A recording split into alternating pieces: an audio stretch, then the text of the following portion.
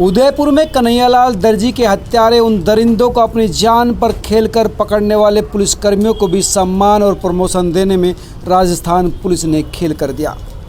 आप समझिए कि 30 किलोमीटर तक लगातार इन दरिंदों के पीछे लगे रहने वाले, अपनी जान की परवाह न करने वाले और डराने और धमकी के सामने न झुकने वाले 2 कांस्टेबल को भी सम्मान देने में राजस्थान पुलिस ने खेल कर दिया। यहाँ पर भेदभाव कर दिया। दरअसल 2 कांस्टेबल गौतम पहाड़िया और सत्यनारायण चौधरी इनके पीछे लगे रहे, लेकिन गौतम पहाड़िया को तो प्रमोशन मिल गया, लेकिन सत्यनारायण चौधरी का नाम लिस्ट में नहीं था। आप समझिए कि बाइक पर बैठे सत्यनारायण चौधरी क्या करते रहे, उनकी भूमिका कितनी महत्वपूर्ण थी जिनको भुला दिया गया।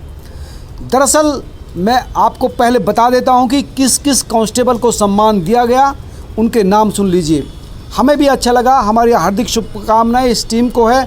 इसमें गौतम पहाड़िया, नरेंद्र, शौकत, विकास, इनको रिवार्ड और प्रमोशन मिला, अच्छी बात है। लेकिन अब उन लोगों का नाम सुन लीजिए जिन्होंने मेहनत की, अपनी जान पर खेला, लेकिन उनका नाम प्रमोशन की लिस्ट में नहीं है। जिसमें जैसे कि मैंने आपको बताया कि सत्यनारायण चौधरी है, एसआई गौतम चौबिया है जो अपनी टीम के साथ साथ खड़े थे मुस्तैदी के साथ नाकेबंदी पर, जहाँ इनको पकड़ा गया।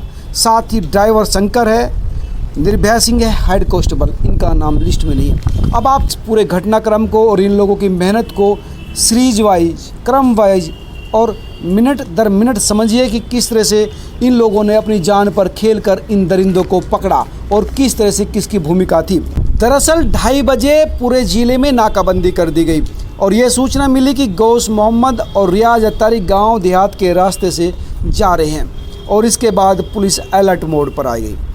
इसके बाद 6:30 बजे के बाद ये पता चला कि देवगढ़ पेट्रोल पंप पर इन लोगों का पेट्रोल डालने वालों से झगड़ा हुआ है। भगवान सिंह जो पेट्रोल पंप के मालिक हैं, उन्होंने पुलिस को सूचना दी कि हमारे पेट्रोल पंप से 2 बदमाश निकले हैं और 6:30 बजे से बाद में यानी 6:50 पर जो कांस्टेबल रामलाल है उसने को सूचना मिली कि रियाज और गौस मोहम्मद अजमेर की तरफ जा रहे हैं। 6:50 पर रामलाल को सूचना मिली और रामलाल ने ये सूचना सबको दे दी, सूचना फ्लैश भी कर दी और यहीं से थाने से अलग अलग टीम भी निकल गई।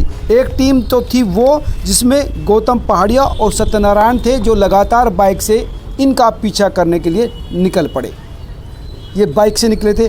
दूसरी टीम थी एसआई गौतम चौबिया की जो हाईवे पर थी, इनके लिए नाकेबंदी की तैयारी कर रही थी। शाम को 7 बजे के करीब सत्यनारायण और गौतम पहाड़िया वाली जो बाइक टीम है उसने देखा कि ये लोग जा रहे हैं। इनकी नज़र इस टीम पर पड़ी और इन्होंने इसका पीछा करना शुरू कर दिया, लेकिन इन्होंने डराया और डराने के बाद भी ये लोग जब पीछे नहीं हटे तो ये भील कस्बे में घुस गए रियाज और ये, और वहाँ से आंखों से ओझल हो गए। लेकिन ये लोग इसके पीछे लगे रहे। एसआई की जो टीम थी गौतम चौबिया की वो हाईवे पर ही थी, लेकिन ये लगे रहे।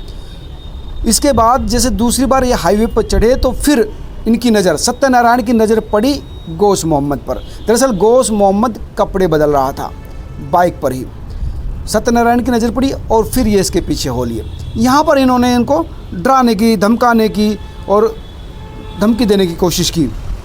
रियाज अत्तारी और गौस मोहम्मद बहुत तेज़ी से भाग निकले क्योंकि उनकी बाइक बहुत पुरानी थी, इसलिए महादेव होटल के अपने परिचितों से इन लोगों ने स्पोर्ट बाइक लेने के बाद ये इनके पीछे लग लिए और 7:25 के करीब सत्यनारायण चौधरी ने शौकत को फ़ोन किया कि अब ये हाईवे पर आ रहे हैं और आपकी तरफ आ रहे हैं। 7:25 पर सत्यनारायण का रोल समझिए, जो पल पल की जानकारी, एक्यूरेट जो पोजीशन थी इनकी उस टीम को दे रहा था जो नाकेबंदी कर खड़ी हुई थी। हेड कांस्टेबल गौतम चौबिया का, जिसमें शौकत भी था, निर्भय सिंह था हेड कांस्टेबल, तेजपाल था, तेजपाल वो जिसने पत्थर के बल पर इनको रोका था। बीच सड़क पर पत्थर लेकर तेजपाल खड़ा हो गया था और जिसकी डर की वजह से रियाज का इम्बैलेंस हो गया था और वो गिर गया था, जो मैंने आपको कहानी बताई थी। इसमें ही शौकत था, नरेंद्र था, विकास था। तेजपाल शौकत का नाम है, लेकिन जैसे कि मैंने बताया कि गौतम चौबिया और दूसरे लोगों का नाम नहीं है। और 7:30 बजे करीब इनको पकड़ लिया। इन लोगों को जो नाकेबंदी पर टीम खड़ी थी एसआई गौतम चौबिया की, उस टीम ने पकड़ लिया। लेकिन इस टीम के कुछ लोगों को तो प्रमोशन मिल गया, लेकिन इन लोगों को प्रमोशन नहीं मिला। जब इस पूरे मामले पर एसएचओ भील थाने से पूछा गया, जो गजेंद्र सिंह थे जो उस समय छुट्टी पर थे, तो उनका कहना था कि इसमें मेरी कोई भूमिका नहीं, मुझे नहीं पता किसका नाम भेजा गया या नहीं भेजा गया। जबकि पुलिस मुख्यालय से जब नाम मांगे जाते हैं तो एसएचओ ही नाम देता है, लिस्ट देता है उनके काम के आधार पर। और जब इस पूरे मामले पर जो एसपी है सुधीर चौधरी, उनसे पूछा गया तो उनका कहना था कि हाँ, इसमें कुछ गलतियाँ हुई है, हम इसमें सुधार करेंगे। काफ़ी मेहनत की, 9 पुलिसकर्मी थे जिन्होंने काफ़ी मेहनत की। 9 के अलावा और भी कई लोग थे जो काफ़ी मेहनत कर रहे थे, उनको भी रिवार्ड दिया जाएगा, सम्मान दिया जाएगा। प्रमोशन लिस्ट में उनका भी नाम होगा। पहले कुछ गड़बड़ हो गई थी क्योंकि उस समय बहुत काम था, प्रेशर था। लेकिन इस तरह के मामले वास्तव में दिल तोड़ने वाले हैं। मेहनत करने के बाद भी, जान पर खेल कर भी, वास्तव में यही एक तरीका है पुलिसिंग का कि किस तरह से अपराध को रोका जा सकते हैं, कि विद इन मिनट या घंटों में आप अपराधियों तक पहुंच पाएँ।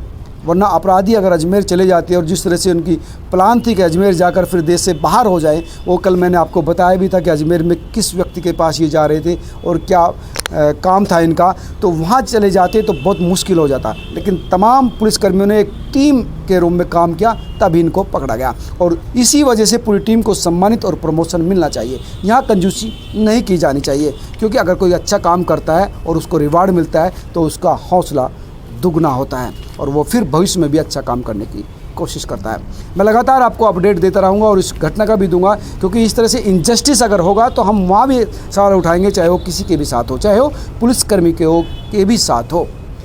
आप लगातार जुड़े रहिए, अपने कमेंट से समर्थन देते रहिए और इस पूरे घटनाक्रम पर आप क्या सोचते हैं मुझे बताते रहिए। नमस्कार, जय हिंद।